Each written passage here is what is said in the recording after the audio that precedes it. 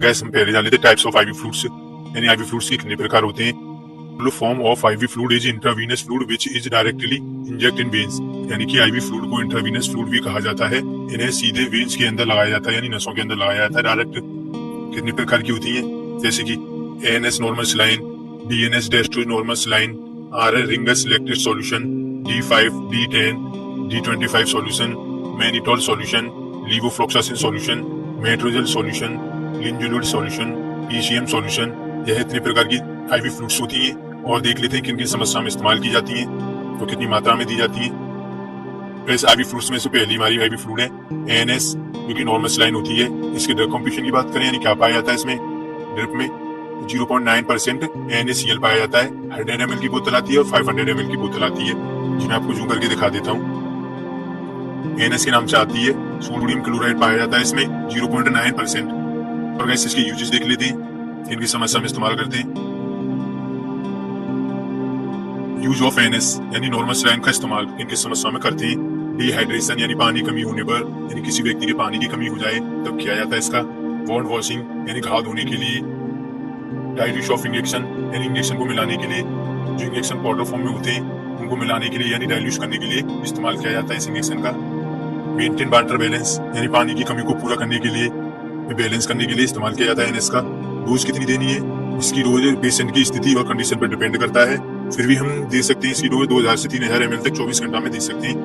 और गाइस आगे की ओर चलते हैं। और गाइस एक बात का ध्यान रखना है, हमेशा एएनएस यूज करते समय यदि किसी व्यक्ति को ब्लड प्रेशर की समस्या हो तो यह नॉर्मल सलाइन का इस्तेमाल नहीं करना चाहिए, क्योंकि उससे बीपी बढ़ भी सकता है या घट भी सकता है। गाइस नेक्स्ट ट्रिप की ओर चलते हैं। इसमें नेक्स्ट ट्रिप है डीएनएस नॉर्मल सलाइन, जो कि डीएनएस नॉर्मल सलाइन के नाम से आती है। और गाइस इसकी ड्रग कॉम्पोजिशन की बात करें, यानी क्या दवाई पाई जाती है इसमें, तो 0.9% NaCl पाया जाता है। 5 ग्राम डेस्ट्रोज पाया जाता है। इसकी 500 ml की बोतल आती है, जो कि आप मेरे स्टोर पर देख सकते हो।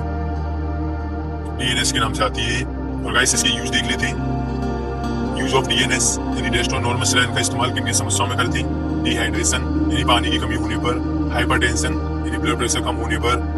टू ट्रीट इंसुलिन शॉक्स, यानी कि इंसुलिन लेने वाले व्यक्तियों में भी इस्तेमाल किया जाता है।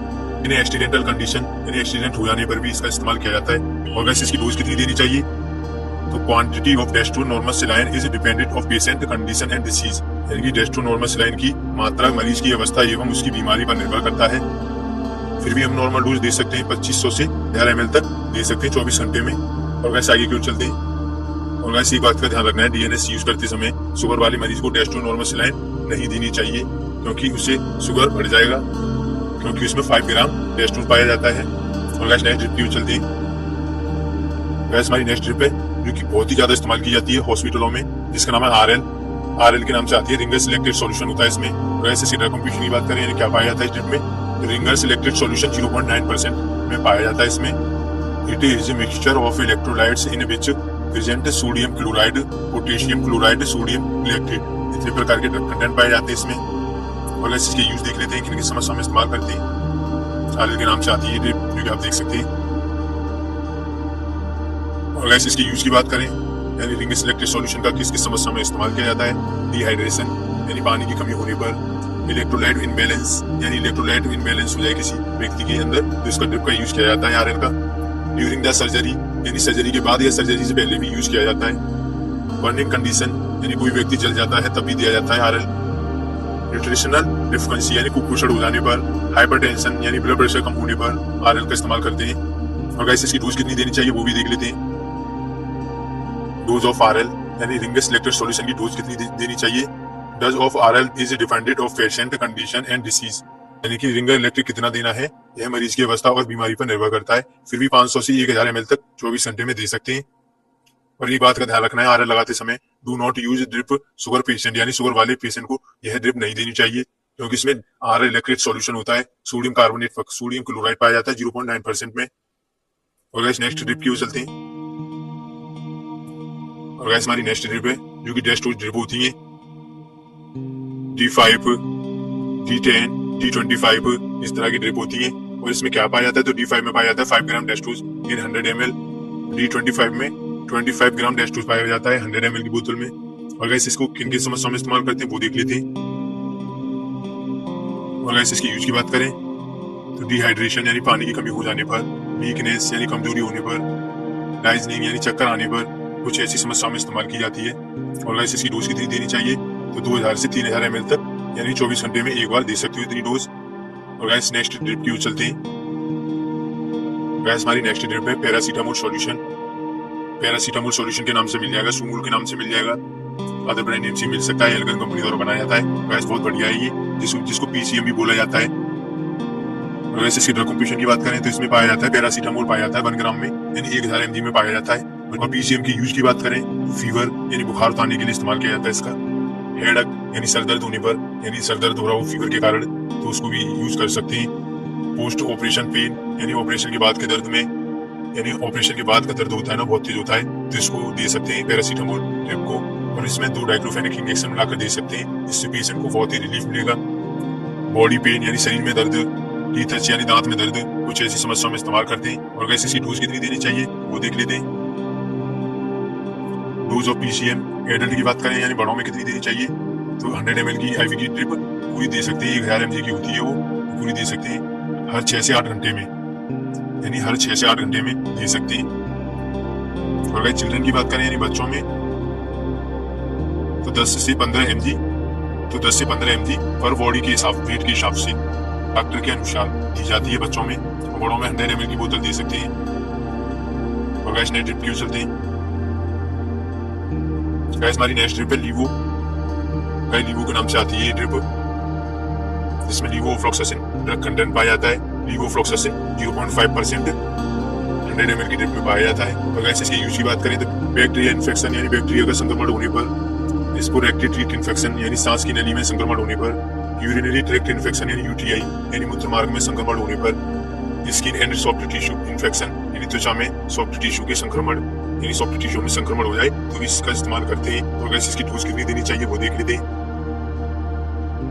तो डोज की बात करें तो एडल्ट में देख लेते हैं तो 100 ml की बोतल जो कि 500 mg में, इसमें लीवोफ्लॉक्सासिन पाया जाता है, तो दिन में एक बार दिया जा सकता है इसको। और गाइस नेक्स्ट ड्रिप की ओर चलते हैं। गाइस हमारी नेक्स्ट ड्रिप है जिसका नाम है लिंजुलिड। गाइस लिंजुलिड के नाम से आती है ड्रिप। इसमें 600 ml में लिंजुलिड पाया जाता है जो कि बैक्टीरिया को खत्म करता है। और वैसे इसके ड्रग कंपोजिशन की बात करें तो 600 mg में आपको मैंने बता ही दिया, 600 mg में इसमें लिंजुलिड पाया जाता है। और वैसे इसके यूज की बात करें तो निमोनिया होने पर, skin and soft tissue infection यानी त्वचा में संक्रमण होने पर, ब्लड इन्फेक्शन यानी खून में इन्फेक्शन होने पर, रेसिस्टेंट बैक्टीरिया इन्फेक्शन दवा रोगी संक्रमण में, सीवियर बैक्टीरिया इन्फेक्शन यानी गंभीर बैक्टीरिया संक्रमण में, यानी गंभीर बैक्टीरिया संक्रमण में तो ये रामबाण का काम करती है। निमोनिया, सांस लेने की समस्या हो और अदरवाइज भी प्रॉब्लम में इस्तेमाल करते हैं। और वैसे इसकी डोज कितनी देनी चाहिए वो देख लेते हैं, वो तो महत्वपूर्ण ही रहती है डोज। डोज की बात करें तो एडल्ट में दे सकते हैं 100 ml की बोतल, 500 mg इसमें लिंजुलिड पाया जाता है, हर 8 घंटे में 2 बार दिया जा सकता है, दिन में 2 बार भी दे सकते हो सुबह शाम, लेकिन 8 घंटे बाद देना है। और चिल्ड्रन में डॉक्टर के अनुसार दी जाती है। और गाइस नेक्स्ट ड्रिप क्यों चलती है। गाइस हमारी नेक्स्ट ड्रिप है, गाइस जो वाली ड्रिप तो बहुत ही ज्यादा इस्तेमाल की जाती है हॉस्पिटलों में, जिसका नाम है मेट्रोजेल। मेट्रोजेल के नाम से मिल जाएगी, 100 ml की ड्रिप आती है ये मेट्रोजेल। और गाइस इसकी ड्रग कंपोजिशन की बात करें तो इसमें मेट्रोनिडाजोल पाया जाता है 500 mg में, यानी 100 ml की बोतल में 500 mg मेट्रोनिडाजोल पाया जाता है जो कि एंटीबैक्टीरियल होता है। और वैसे इसके यूज की बात करें तो एब्डोमिनल इन्फेक्शन यानी पेट में संक्रमण होने पर, वेजाइनल इन्फेक्शन यानी वेजाइनल में संक्रमण होने पर, लूज मोशन यानी दस्त लगने पर। गाइस दस्त लगने पर तो बहुत ही ज्यादा इस्तेमाल की जाती है। इसकी टेबलेट भी आती है, टेबलेट फॉर्म में भी आता है, 400 mg की टेबलेट आती है, 600 mg की टेबलेट, 2 टेबलेट आती है इसकी। और डायरिया में तो होने पर तो ये रामबाण का काम करती है। बिफोर सर्जरी, आफ्टर सर्जरी यानी सर्जरी के बाद बैक्टीरिया इन्फेक्शन को रोकने के लिए और सर्जरी से पहले बैक्टीरिया इन्फेक्शन होने से रोकने के लिए इस्तेमाल किया जाता है इसका। और वैसे इसकी डोज कितनी देनी चाहिए वो देख लेते हैं। डोज की बात करें यानी कितनी मात्रा में देना है तो एडल्ट में 500 mg की ड्रिप दी जा सकती है 8 घंटे में, दिन में 2 बार, यानी 8 घंटे बाद ही दी जाएगी, दिन में 2 बार दे सकते हैं, एक सुबह शाम दे सकते हैं सुबह। और चिल्ड्रन डोज की बात करें तो बच्चों में कितनी देनी चाहिए, 7.5 ग्राम पर बॉडी के वेट के हिसाब से दे सकते हैं हर 8 घंटे में, डॉक्टर के अनुसार। डॉक्टर के अनुसार बच्चों की डोज वैसे डॉक्टर भी तय करता है। और गाइस नेक्स्ट टिप की चलते हैं। Thank you for watching guys, I hope आपको जानकारी अच्छी लगी होगी। गाइस आपको जानकारी अच्छी लगी हो तो चैनल को सब्सक्राइब और वीडियो को लाइक करना ना भूलें। और यह वीडियो केवल जानकारी के लिए ही है, आम आदमी खुद से यूज ना करें।